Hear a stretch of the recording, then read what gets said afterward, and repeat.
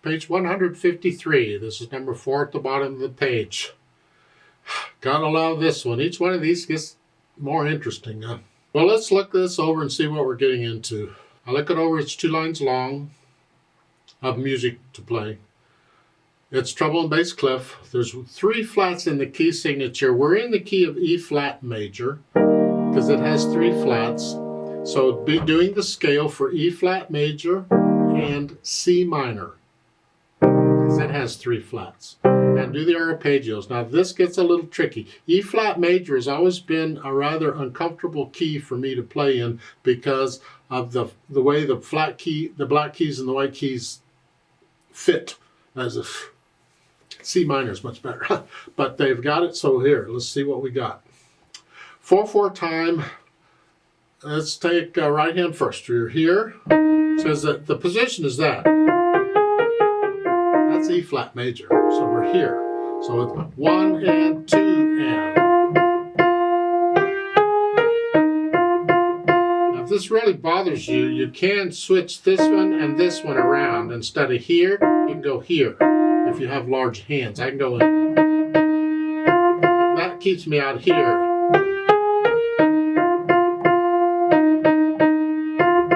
Keep that. I don't know how big your hands are or how fat your fingers are, but if that's the case, then just switch those around and do that. Otherwise, go ahead and come up here and have fun.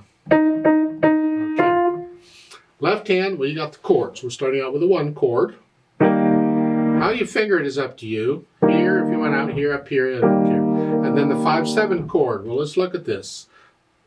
5 chord. 1, 2, 3, 4, 5. So that's the 5 chord.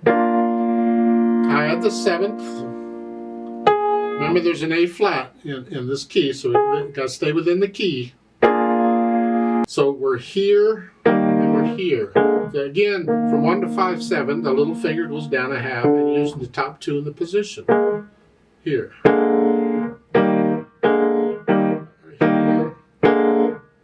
However you finger it, that's what we're doing. And those are the notes that we're using for the left hand, the chords. So it's here.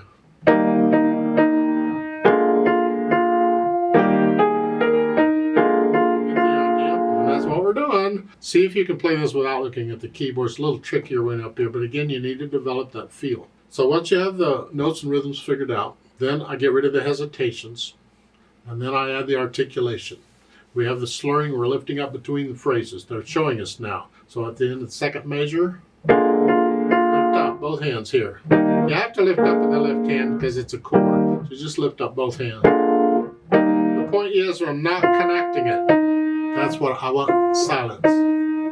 Yeah. So put in the phrasing. In the left hand, I would connect it if I could, but I can't, so yeah. In the dynamics, it starts out piano, soft, that's melody.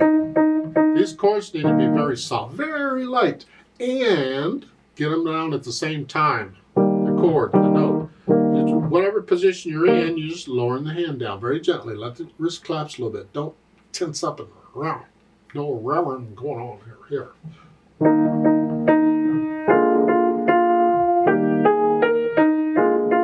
Then measure 3, you go up a little bit to sort of soft. In the right hand, keep the left hand now. And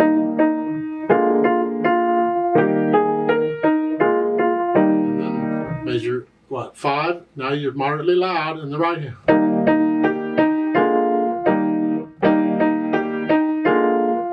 Right hand.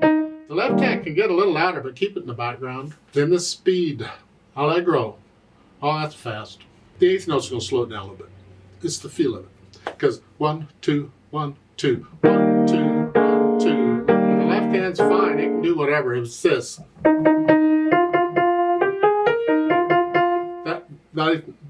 Your allegro and my allegro will be different. Okay, you got to pick your allegro. Don't go faster than accurate.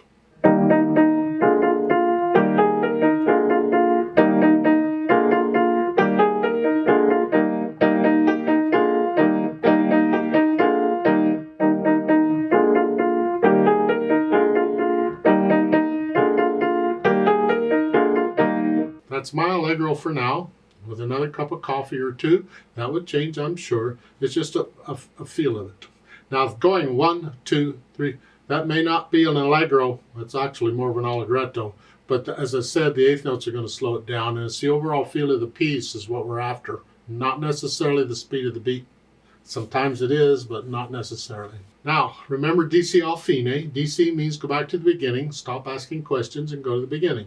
And al fine means to the fine. Al is a contraction for all L. They put it together as all. They don't want to say al. They go al. To the fine, and that's at the end of measure 4. They have the thin and thick bar line there. That's the symbol for the end of a piece. So it's about 4 measures longer than it looks, or an extra line or so. They want you to transpose this to F major. Okay, in the right hand, you're just going to use the same fingers. In the left hand, you can use the chords. So we're going to transpose, we need to go to F major. F major has 1 flat, B flat. So the 1 chord is that. And the 5/7 chord, 1, 2, 3, 4, 5, that would be here. That's the 5 chord, and add the 7th. Remember, stay within the key, and an F major has B flat, so we got to do that. So that's the 5/7 chord, and again we're going to put the C on top, and we're not using the G.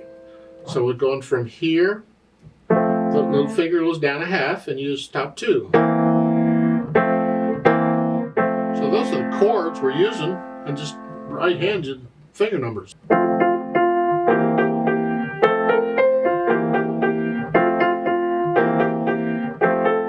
You get the idea?